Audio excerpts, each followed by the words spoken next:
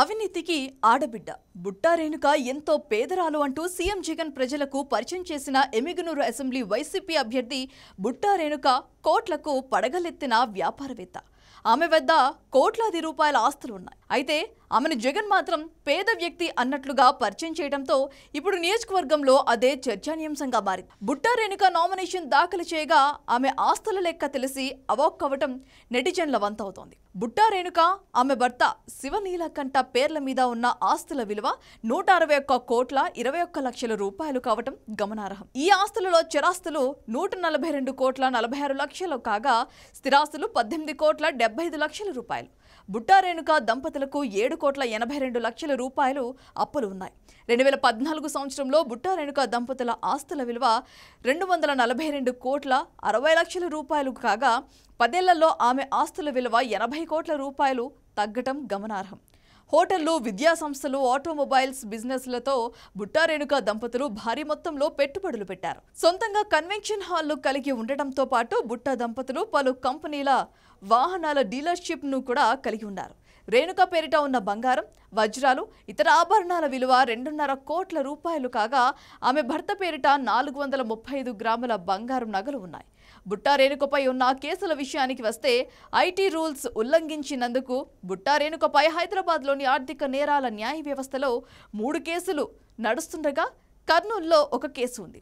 బుట్టా రేణుక ఆస్తుల విలువ తెలిసి 100 కోట్ల రూపాయల ఆస్తులను కలిగి ఉన్న ఈ ఎమ్మెల్యే అభ్యర్థి ఆర్థిక పరిస్థితి అంతంత మాత్రమేనని జగన్ ఎందుకు చెప్పారో అస్సలు అర్థం కావటం లేదని కొందరు నెటిజన్లు సరదాగా కమెంట్లు చేస్తున్నారు.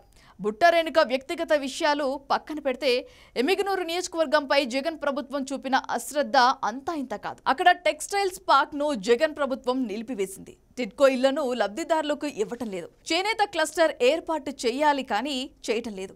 ఎమ్మిగనూరు నియోజకవర్గంలో అవసరమైన మిర్చి, టమాటో రైతుల కోసం అవసరమైన చోట కోల్డ్ స్టోరేజీలు, ప్రాసెసింగ్ యూనిట్లు కూడా ఏర్పాట్లు చేస్తామని చెప్పిన జగన్ ప్రభుత్వం మాట తప్పింది.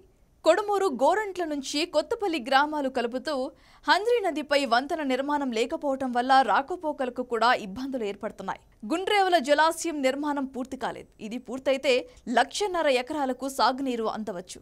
అయితే జగన్ ప్రభుత్వం మాత్రం ఈ విషయాలను పట్టించుకోవడం లేదు. గతంలో తెలుగుదేశం ప్రభుత్వం 70 కోట్లతో వాటర్ గ్రిడ్ పథకాన్ని టీడీపీ రూపకల్పన చేస్తే ప్రస్తుతం దాన్ని జగన్ గాలి కొదిలేశారు. గాజులు దిన్న జలాశయం నుంచి ప్రత్యేక పైప్ లైన్ తాగునీరు ఇవ్వాలన్నది ప్రజల కోరిక అయితే దాన్ని జగన్ ప్రభుత్వం పట్టించుకోలేదు. ఇప్పటి వరకు ఉన్న ఎమ్మెల్యే అనుచరుడు హర్షవర్ధన్ రెడ్డి నియోజకవర్గంలో భూములు, ఇసుక, ఎర్రమట్టి దోచుకున్నారు. ఎక్కడ రియల్ ఎస్టేట్ వెంచర్ వెయ్యాలి అన్న షాడో ఎమ్మెల్యేకి 10% కప్పం కట్టాల్సిందే. కొడుమూరు కొండరాయుడు కొండను వైసీపీ ఎర్రమట్టి మాఫియా అడ్డంగా తవ్వేసింది. తుంగభద్ర నదిలో సి బెలగల్ మండలం ఈర్లదిన్నె, సింగవరం, ముడుమాల, పల్లదొడ్డి గ్రామాల వద్ద ఇసుక రీచ్ల నుండి అక్రమ ఇసుక రవాణా చేస్తున్నారు. ఇంతకాలం ఎమ్మెల్యేగా ఉన్న సుధాకర్ బంధువు సి బెలగల్ జెడ్పీటీసీ సభ్యుడు గిరిజోన్ ఇసుక, ఎర్రమట్టి అక్రమ రవాణా చేస్తున్నాడు. వైసీపీ నాయకులు ఒక్కో అంగన్వాడీ పోస్టుకు 3 నుంచి 5 లక్షల వరకు వసూలు చేశారు. విద్యుత్ శాఖ సబ్స్టేషన్ ఆపరేటర్ పోస్టుకు 5 లక్షలు, ఉపాధి ఫీల్డ్ అసిస్టెంట్ నియమించాలంటే 2 లక్షలు, ఆశా వర్కర్లకు 1.50 లక్షలు వసూలు చేశారు. హైదరాబాద్ లో ఉంటున్న నిడ్డూరు గ్రామానికి చెందిన ఒక వ్యక్తికి చెందిన 8 ఎకరాల భూమిని ఎమ్మెల్యే ఆయన అనుచరులు కలిసి కొట్టేశారు. ఆ భూమి విలువ మొత్తంగా 7 కోట్లు. కర్నూలు శివారులో తాండ్రపాడు గంగమ్మ చెరువు 60 ఉండగా 20 ఎకరాలు ఆక్రమించారు. రియల్ ఎస్టేట్ వెంచర్ వేశారు. ఇంతకాలం అన్యాయంగా అక్రమాలు యథేచ్ఛగా చేస్తున్న ఎమ్మెల్యేపై ఉన్న వ్యతిరేకత కారణంగా అతడిని మార్చి బుట్టా రేణుకను అభ్యర్థిగా నిలిపారు. బుట్టా రేణుక అంతకన్నా ఎక్కువ అవినీతి పరిరాలు అనే చర్చ కూడా ఇప్పుడు జోరందుకుంది.